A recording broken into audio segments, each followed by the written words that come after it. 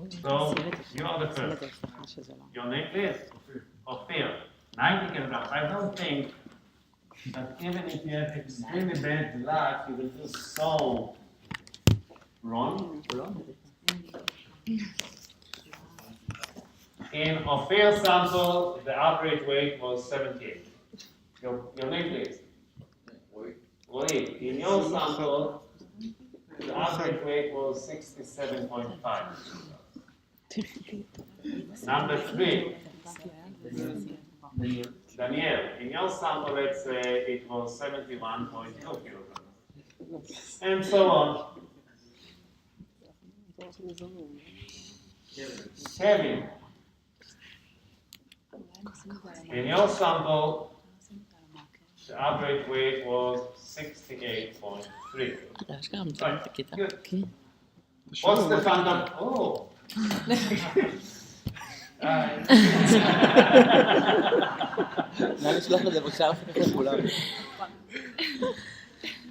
We're upset the class isn't recording.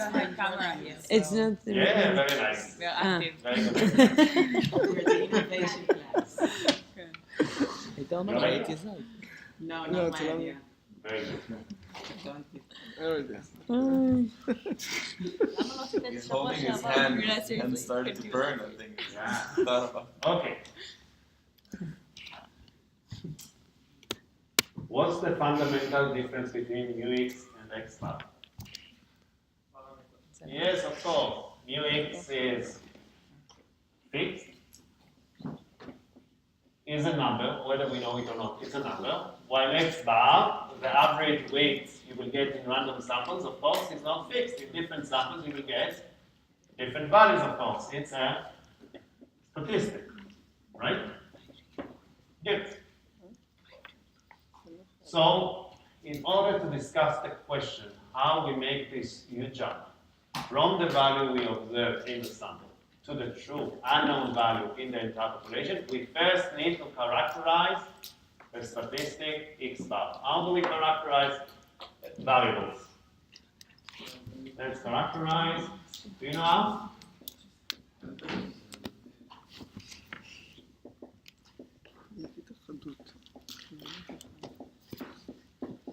We characterize the statistic X bar the same way we characterize any variable by 3 basic questions. Question number 1.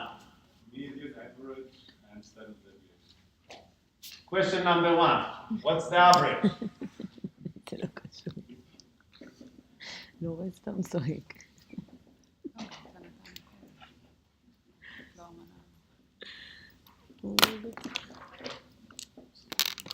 In mathematical notation is this. What's the average of the sample average? Right? X bar is the sample average. What's the average of the sample average? Namely, if we take many different samples, in some of them we will find that X bar is lower than the true value. In others we will find that X bar is higher than the true value. But on average, any guesses? On average, it equals mu X. How do we call this property? We say that Unbiased. right. We say that X bar is unbiased estimator of mu X. I'll write it so X bar is unbiased. I hope you can complete the full sentence you want. X bar is an unbiased estimator of mu X. Based on this property, on average, it's not below, not above. On average, it equals exactly the true value. Very nice. But it's still not too informative for the question of performance. How well such a task will work? How well means what can we expect the estimation error to be? X bar is the unbiased estimated of Mu X, right? And the estimation error now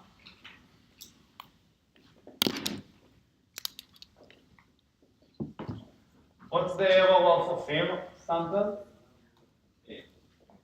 8 kilograms. Of Roy. Your error is 2.5 kilograms. Of Daniel. your error is only 1.2 kilograms. Kevin, your error is 1.7 kilograms. How did we get 70? I know it. Oh, you know it. That's okay. Same conversations. Yeah. I forgot. Good. But next we will move to the game where I don't know either. Okay. Good.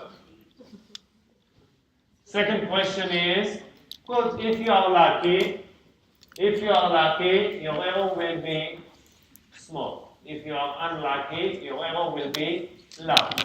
So your error depends on your luck. What is not a matter of luck at all is the question, what is the average error? If you take all the samples for those who are lucky and those who are unlucky, what's the average estimation?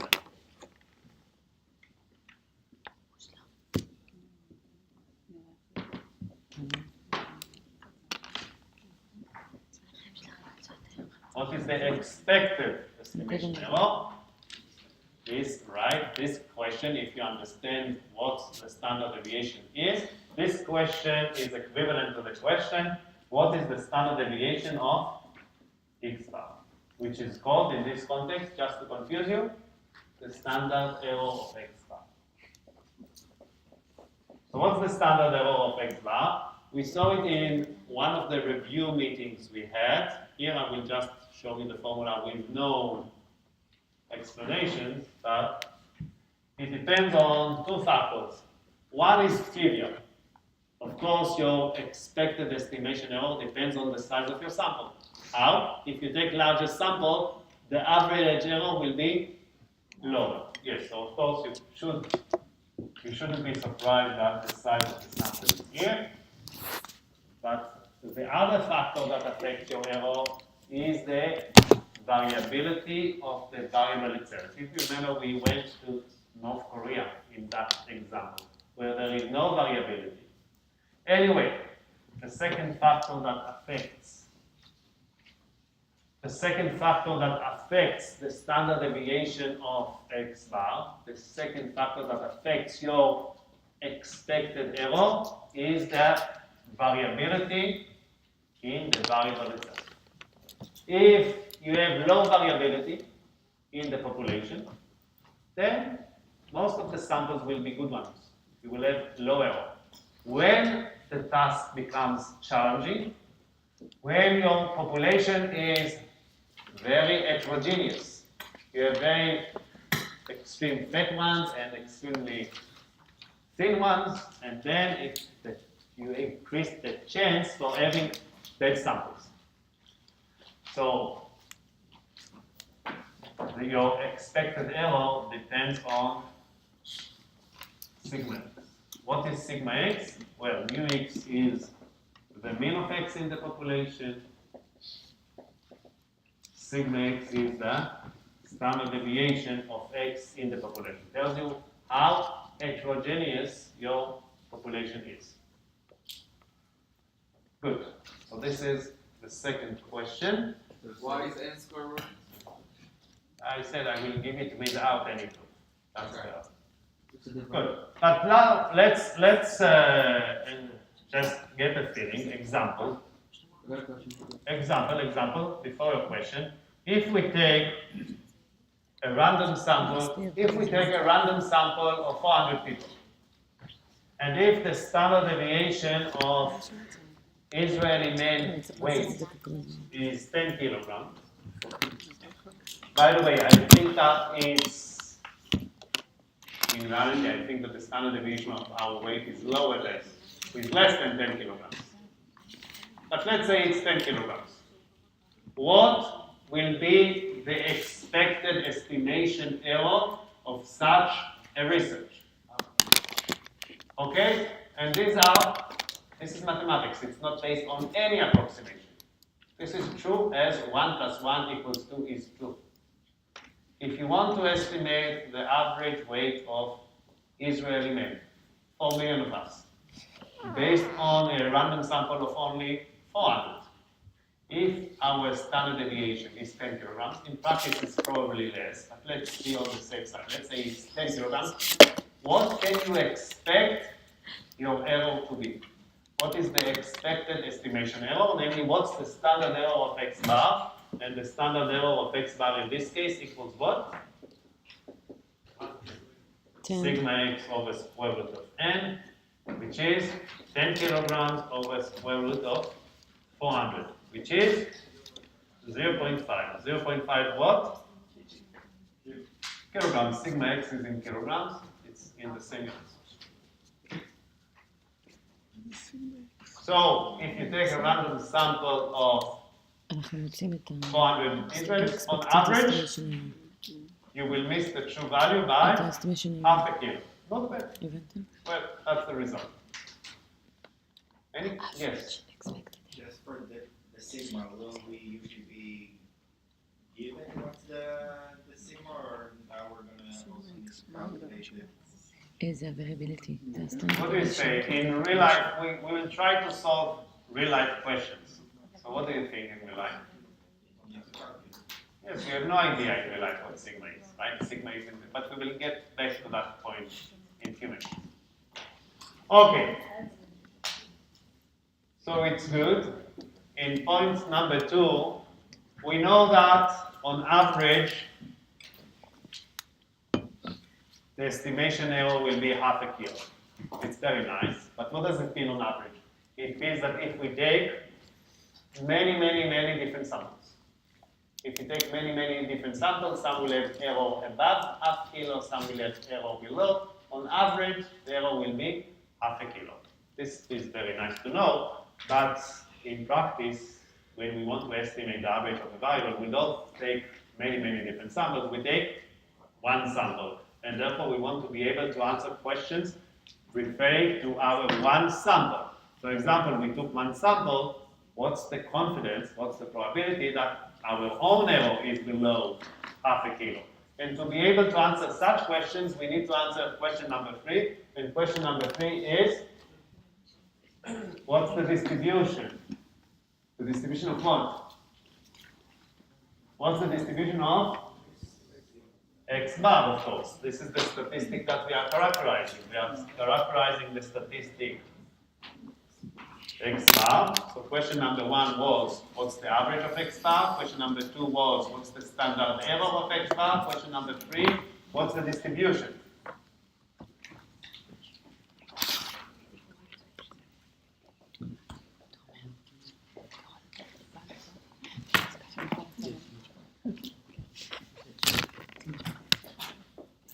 And what's the answer?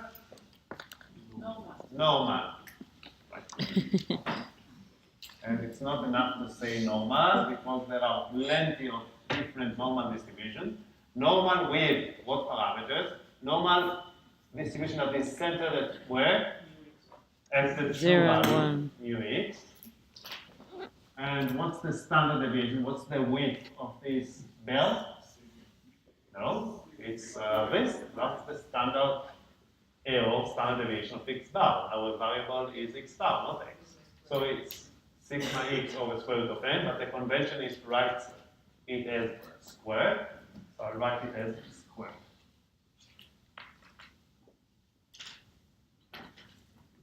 Now, normal distribution is only an approximation, and in practice, this approximation is regarded valid if your sample is large. Large is considered at least 30. We call it large sample.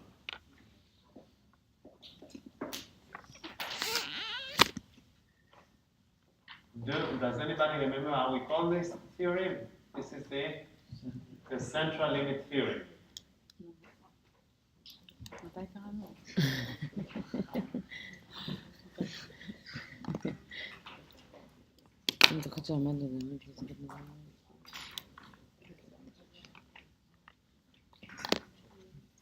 CLT, central limit theorem. The distribution of x bar is normal if your sample is large enough. Can I just? Yes. So, this is the terms that it has to be n greater than or equal to 30. That's what you're saying. That's all. And if it is, it's called the CLT? This theorem that states that X bar follows normal distribution isn't a CLT. And it is valid for large sum. Now,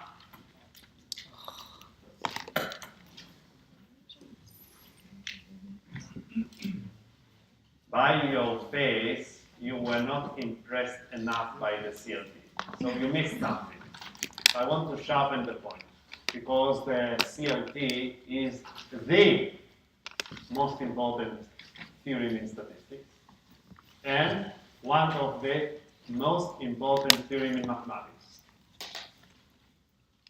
What makes this theorem so extremely powerful? There is one point, and let's see if anyone saw the one point that makes this theorem so extremely powerful. Can anyone see or suggest what makes this theorem so extremely powerful?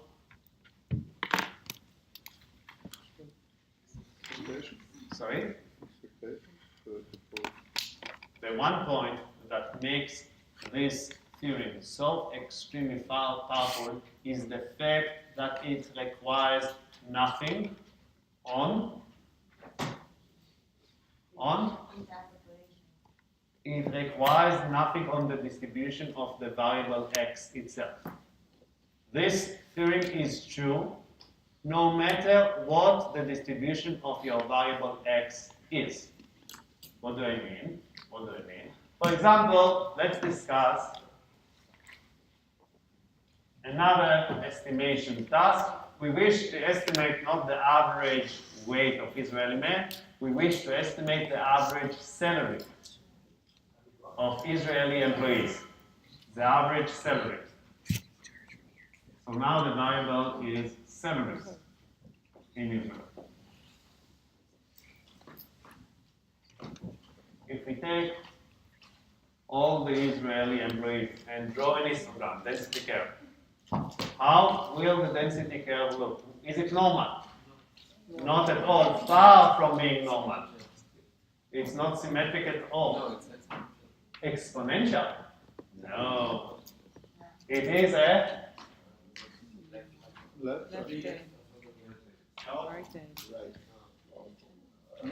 It's a distribution with a very strong right hand. That's the distribution of salaries in Israel.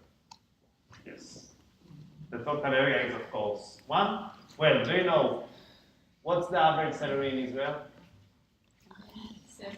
No, 10. 10,000. A little bit more than 10,000 shekels. 10,000. What's the median salary? Yes, it's 6,500. So, you have a median salary of 6,500 and an average salary of 10,000.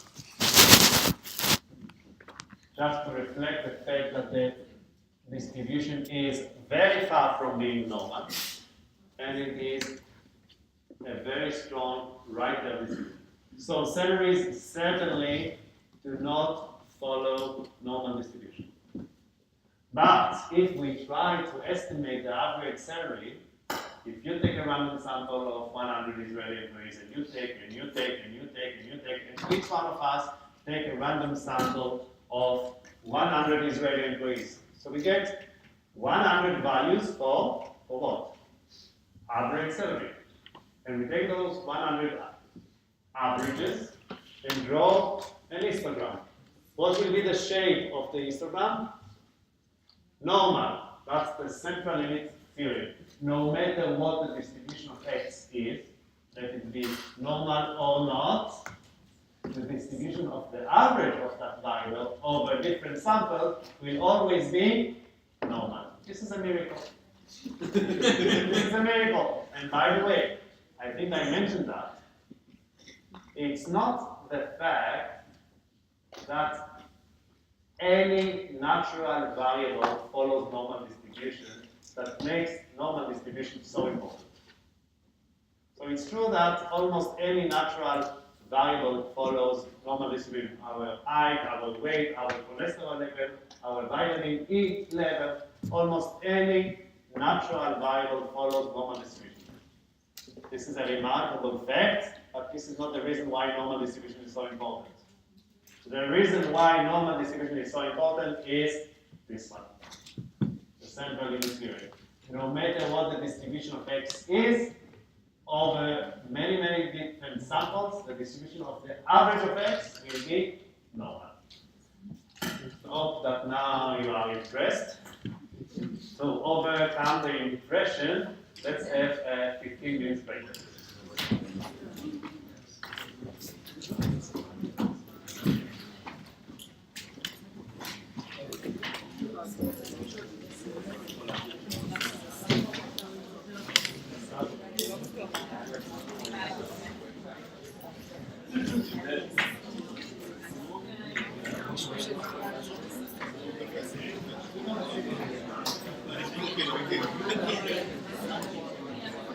Thank you.